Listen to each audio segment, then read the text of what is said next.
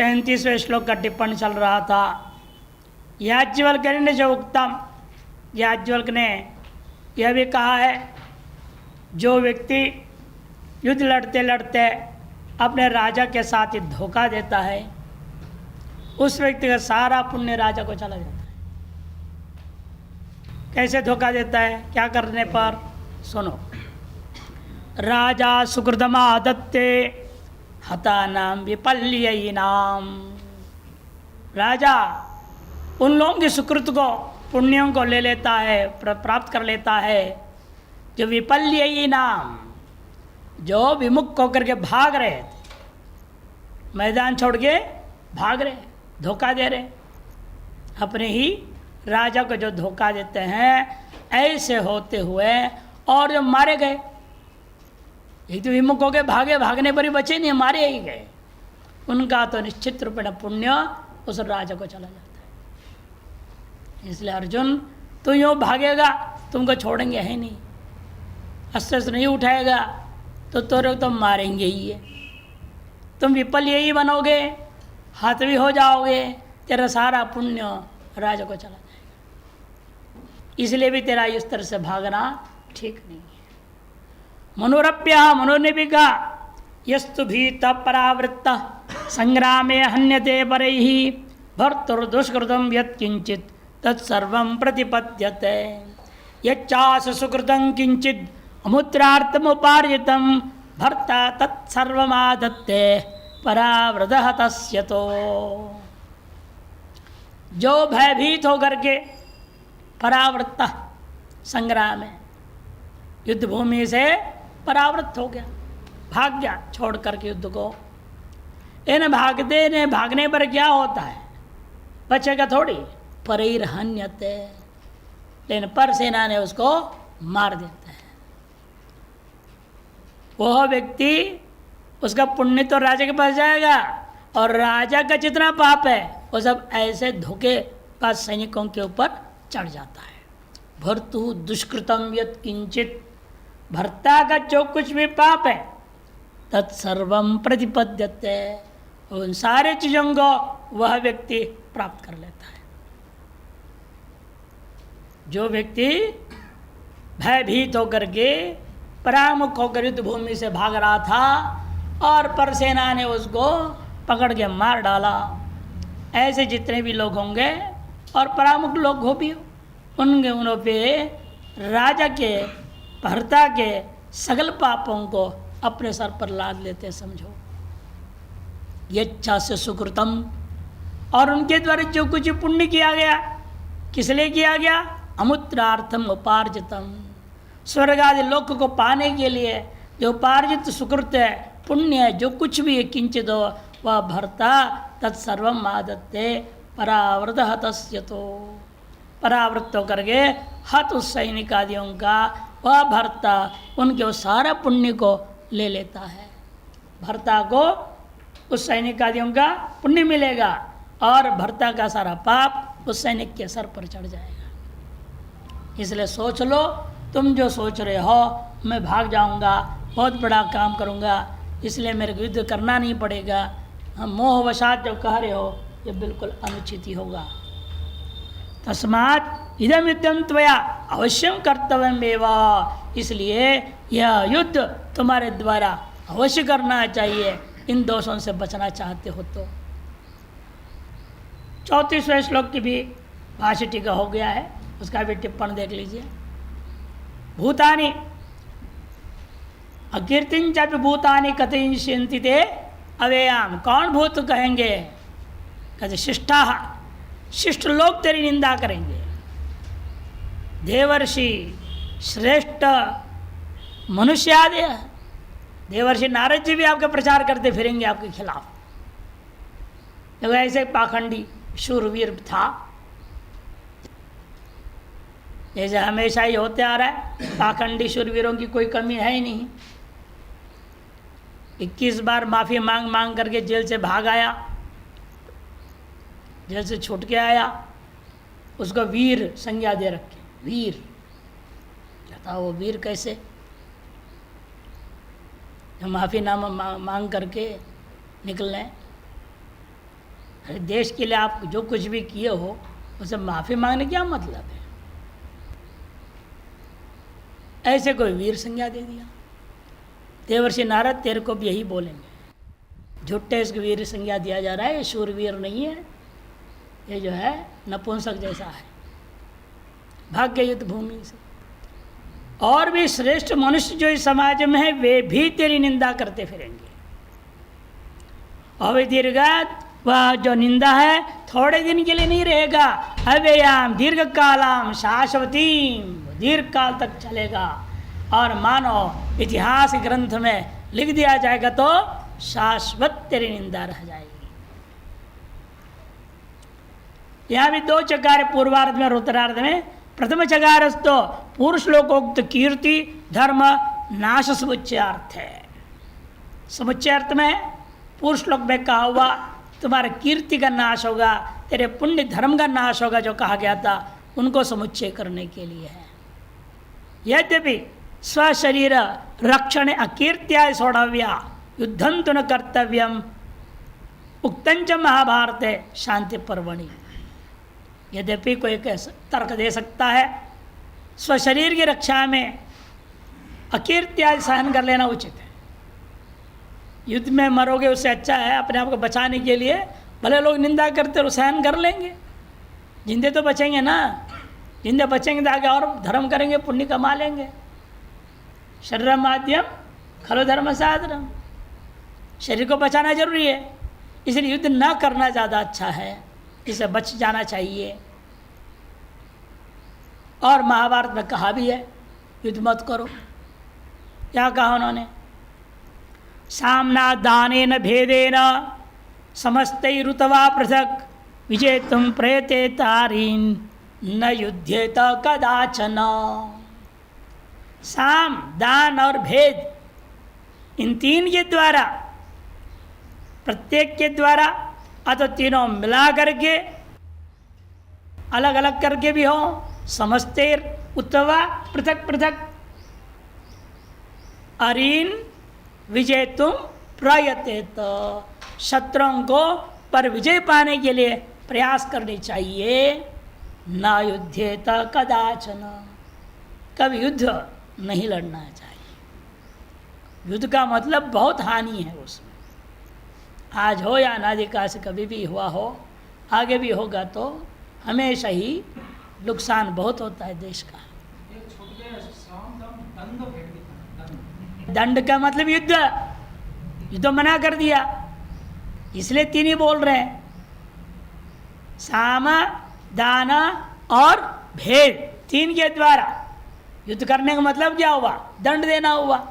और युद्ध के लिए मना करने में तो दंड के लिए मना कर दे, दंड मत करो, युद्ध मत करो।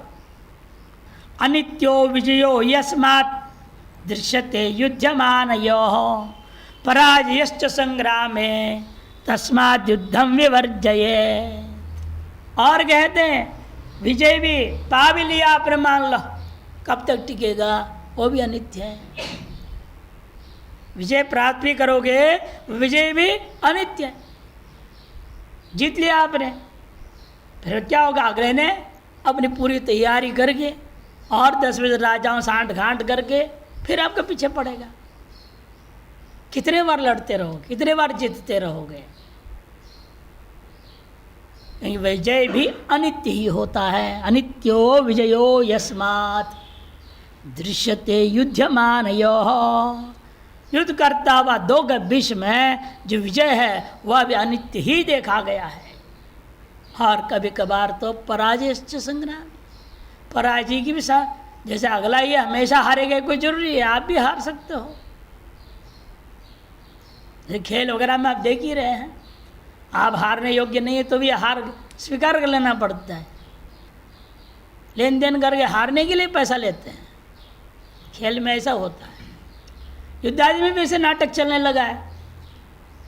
तुम्हारे यहाँ चुनाव हो रहा है तो तुम जो है हमारे पर हमला करो, हम कुछ नहीं करेंगे।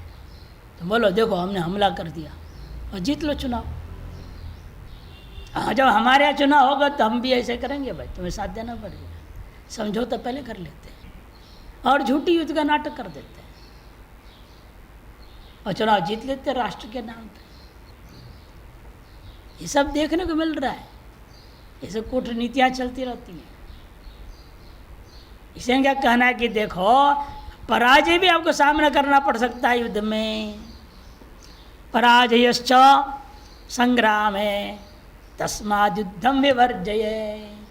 इसलिए युद्ध से बचना ही उचित है, युद्ध को न करना ही उचित है। फिर क्या कभी युद्ध होना ही नहीं चाहिए था क्या? फिर अनादिकाल से युद्ध कई बार क्यों हुआ? तब कहते युद्ध करना कब? जब तीनों उपायों से आप अगले को जीत नहीं पाएंगे। त्रयाणामप्युपायानां पूर्वोक्तानाम असंभवे तथा युद्धेत संपत्तौ विजयेत रिपुण्यथा। तीनों उपाय साम दान और भेद, तीनों उपायों से यदि आप पूर्वोक्तानाम उपायानाम त्रयाणाम अपि असंभव है, जब तीनों उपाय असंभव हो जाए तब दंड उठाओ, तब लड़ो। तथा युद्धेत, तभी युद्ध लड़ना भी इस प्रकार से लड़ना है ताकि रिपुन यथा संपत्ति के लिए, राज्य आदि की रक्षा के लिए अवश्य युद्ध लड़ना है। लेकिन लड़ते हुए ऐसी नीति अपना लो जहाँ कि आप धर्म पक्ष वाले हो, क्योंकि आपने साम दान भेद से प्रयास कर चुके हो, फिर भी अगला दुष्ट किसी भी प्रकार नहीं मान रहा है, फिर वो अधर्म पक्ष वाला है। तब तो आपकी अपनी नीति स्तर से बना लेनी चाहिए, अपना विजय सुनिश्चित होनी चाहिए, तब युद्ध लड़ सकते हो, तब उसको दंड दे सकते हो आप। और ये आपने देखा है दुर्योधन के मामले में, भगवान कृष्ण को भी भेज दिया संधि में, साम दान भेद सब प्रयास किया ना, नहीं माना गया, तब अंत में इसको निपटाई दो। और धर्म के पक्ष में थे इसलिए इनका विजय हुआ। और हमेशा साम दान भेद किसी भी प्रक्रिया को माना नहीं, इसलिए अधर्म पक्ष में वो हो गया, अतः उसको हारना पड़ा। इसलिए आपका विजय तब पक्का होगा जब पहले तीनों पक्ष देख लीजिए, नहीं सीधे दंड देना ये ठीक नहीं। साम दान भेद अपनाओ, उसकी शक्ति प्रदर्शन करना पड़ता है ना। भेद का मतलब क्या? उसके जितने भी समर्थक हैं उनमें फूट डालो और उसके पक्ष वालों को तोड़ के अपने पक्ष में ले लो। जब फूट हो गया वो देख के डर जाएगा, अरे हमारे से बाद में उसकी चले गए, हम तो कमज़ोर पड़ गए, अब क्या लड़ेंगे हमें से। इसलिए हाथ जोड़ लो, मान लो उसकी बात। भेद के द्वारा इस तरह से मनाया जाता है।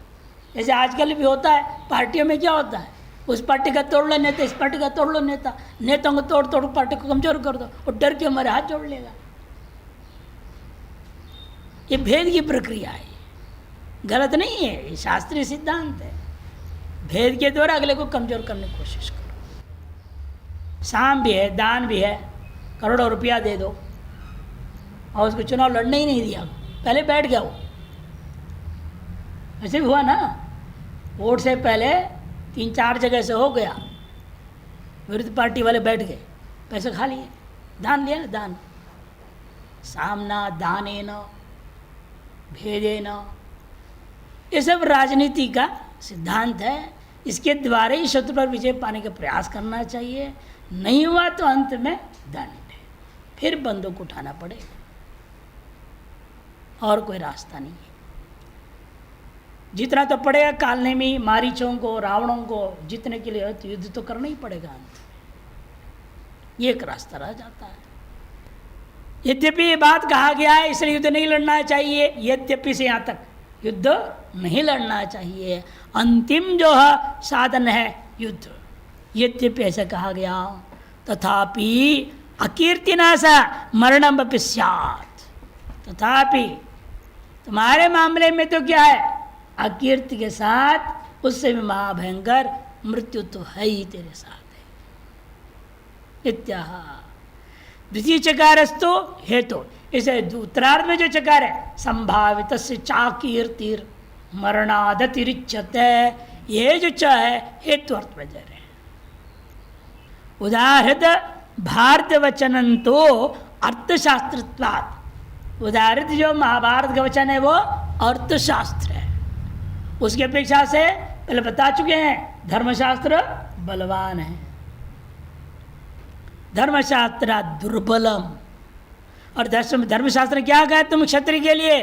न निवर्तेत संग्रामात्, कभी भी संग्राम से क्षत्रिय को निवृत्त नहीं होना चाहिए। या संग्राम में जाओ ही मत, बात अलग है। अब पहुंच गए लड़ने के नाम पे अस्त्र शस्त्र सज्जित हो करके और पीछे हटो गए, इसे धर्म के विरुद्ध बात है। अतः अर्थशास्त्राधीन तुम धर्मशास्त्र के विरुद्ध नहीं चल सकते हो। और धर्मशास्त्र कहता है एक बार युद्ध लड़ने का फैसला कर लिया, अस्त्र शस्त्र सुसज्जित होकर तुम युद्ध में पहुंच गए, फिर वहां से तुम नहीं लौट सकते। न निवर्तेत संग्रामात्, मरो या जीतो, दो ही विकल्प वहां पर रह जाता है तुम्हारे पास। या तो लड़ के मर जाओ या तो जीत के राज्य को पाओ, वही आगे कहेंगे। अब फिर 35-36 दोनों श्लोकों के एक साथ ही अवतरणिका भाष्य दे रहे। किंचा भयादिति, भयाद इति, इतना ही है भाष्य अवतरणिका। अंतिम पंक्ति इसी पन्ने में अलग अलग श्लोक के अलग अलग अवतरणिका है। संक्रांति का 35वें श्लोक की अवतरणिका दे रहे। अकीर्ति मात्रम एव न भवति शूरास्ताम लघु करिष्यन्ति, अकीर्ति मात्र तेरे मत्थे नहीं चढ़ेगा, बल्कि जो शूरवीर है संसार में, तेरे शत्रु पक्ष में रहने वाले शूर भी तुम्हें हल्के कर देंगे, हल्का कर देंगे तुमको। अलघु लघु करिष्यन्ति थी, लघु करिष्यन्ति,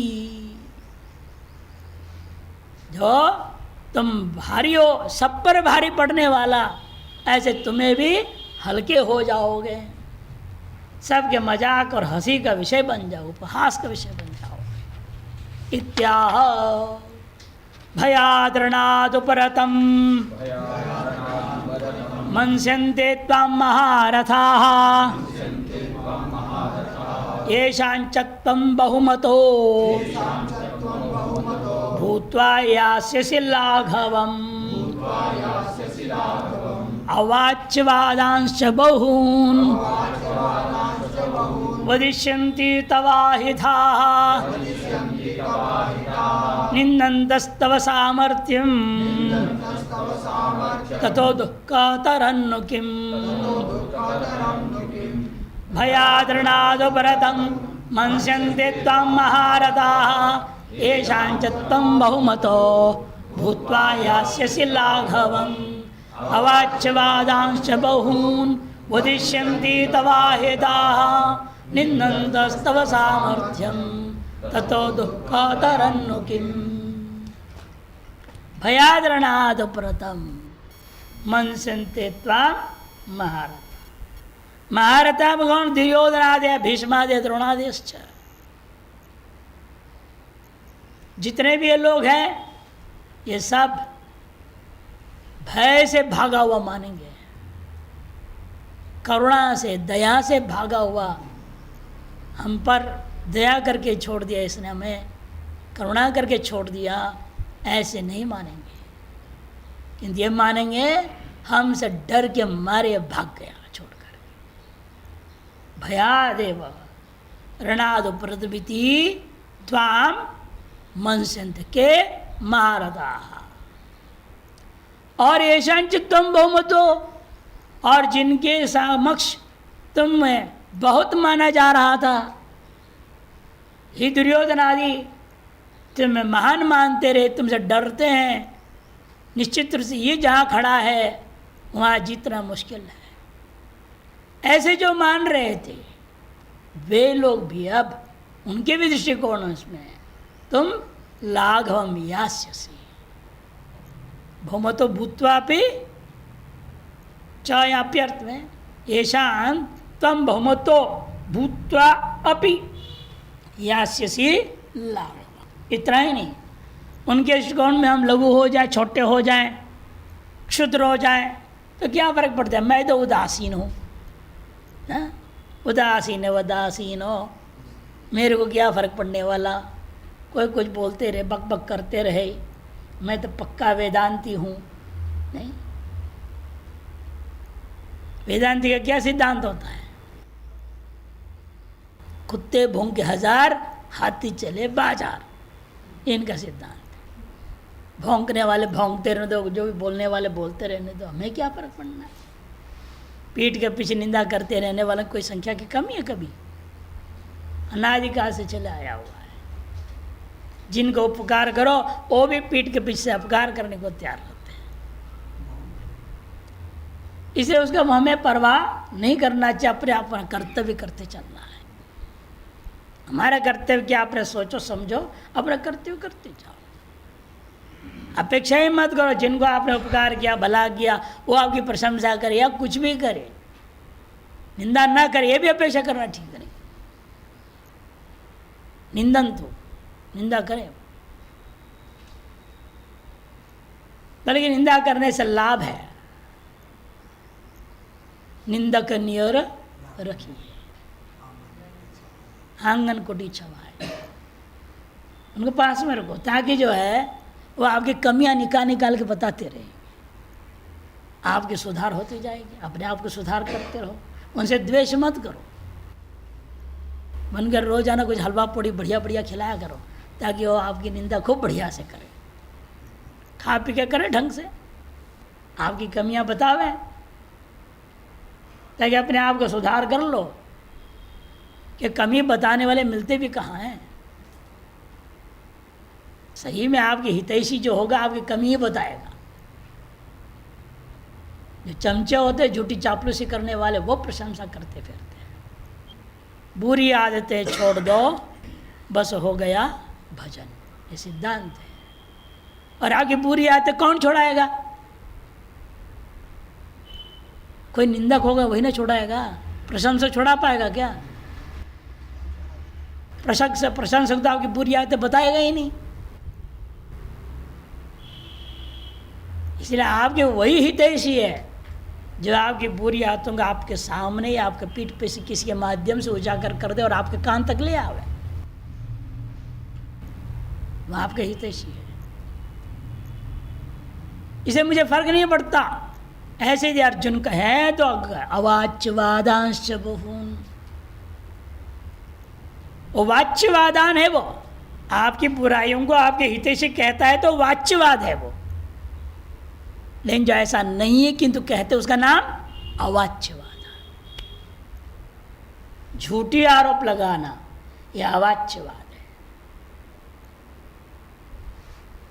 ऐसे चीजें एक दो वचन नहीं, बहुन वदिष्यन्ति। क्या वदिष्यन्ति? तव अहिताः। देखो, आपके हित चाहने वाले नहीं, आपके अहित चाहने वाले लोग आपकी निंदा करते फिरेंगे। यही अंदर है। हित चाहने वाला वाच्यवादन बहुन वदंती, अहित चाहने वाले जो होते हैं अवाच्यवादन बहुन वदिष्यन्ति। निंदन्त स्तव सामर्थ्यम, और तेरे सामर्थ्य का वे निंदा करते फिरते रहते हैं। उससे और दुख, मरण दुख से भी ज्यादा दुख तरम, तरप प्रत्यय प्रयोग कर दिया। अतिशयेन दुख, मरण से और अन्य अकीर्ति से भी ज्यादा तुम्हारे सामर्थ्य जो निंदा होगी वह दुख तरम, इससे भी ज्यादा दुख तर और क्या होगा। अतएव तुमको ऐसे कदम उठाना नहीं चाहिए जिस स्तर की दुर्गति तुम्हारा हो जाए।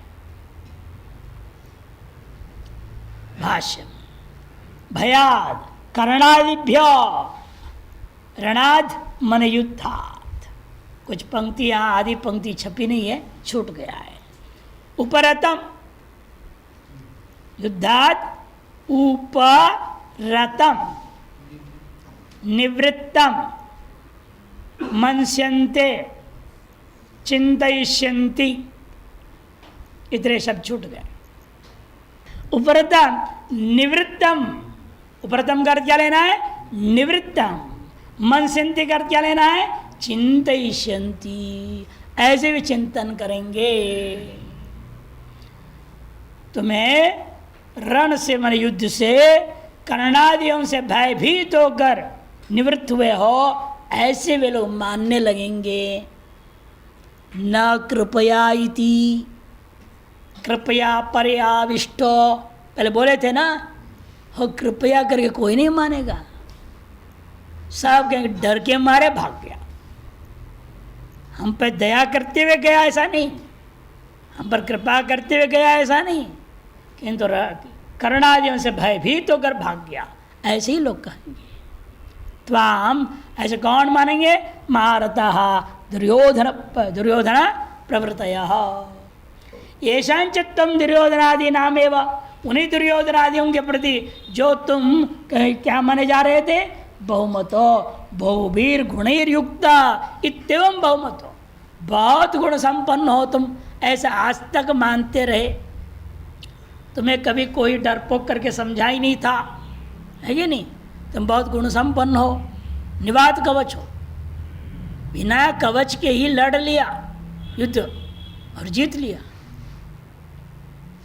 इसके लिए प्रसिद्धि था अर्जुन का, निवात कवच, महादेव से लड़ना, उनसे भी उन्हें भी प्रसन्न करके शस्त्र को प्राप्त किया, इंद्र को दबा दिया, उससे भी कवच को प्राप्त किया।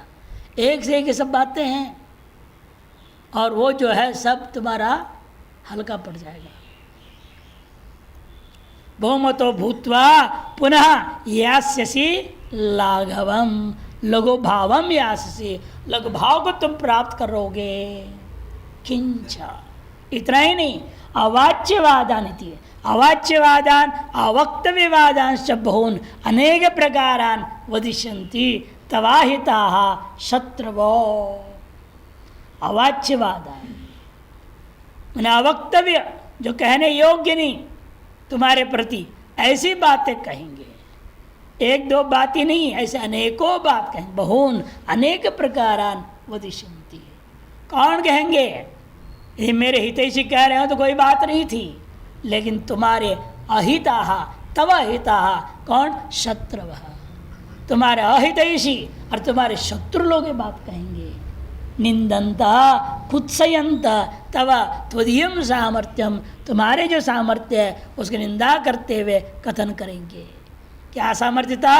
निवात कवचादि युद्ध निमित्तम, निवात कवचादि से युक्त होकर के युद्ध करने के निमित्तक जो तुम्हारी यश उसको भंग कर देंगे।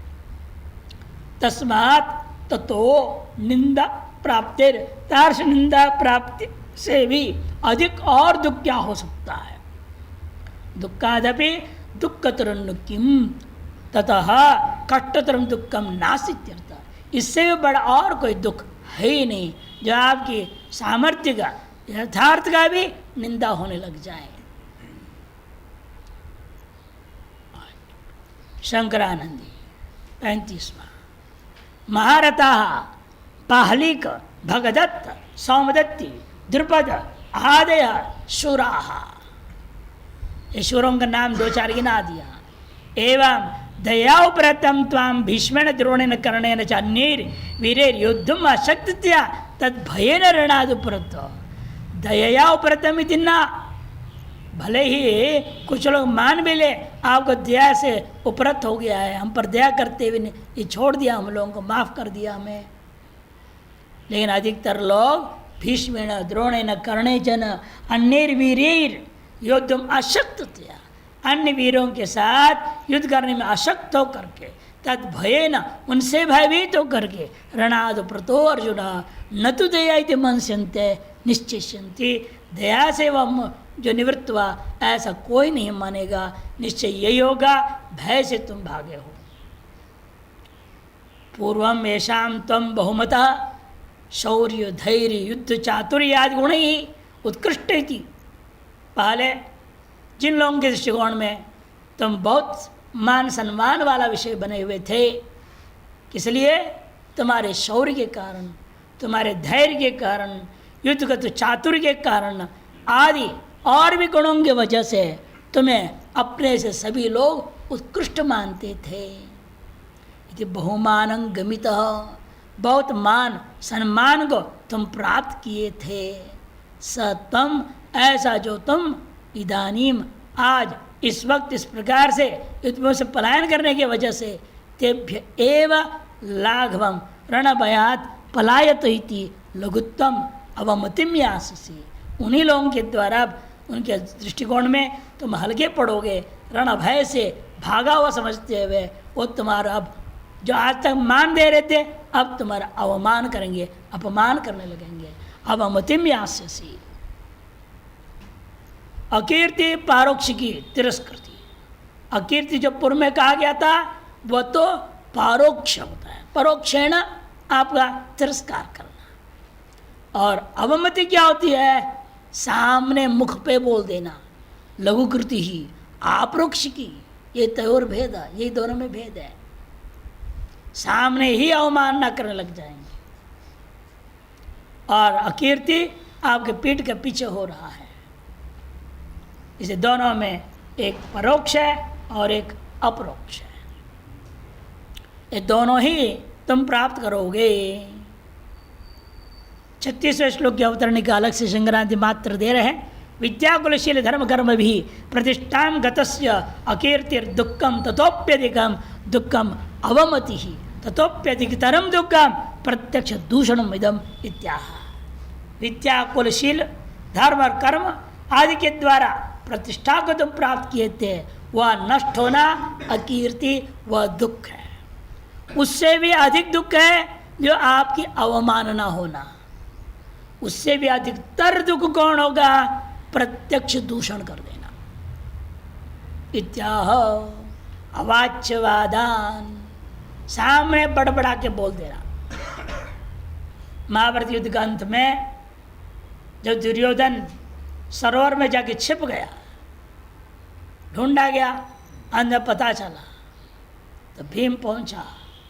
ऐसे ऐसे अवाच्यवादों को बोला उसने।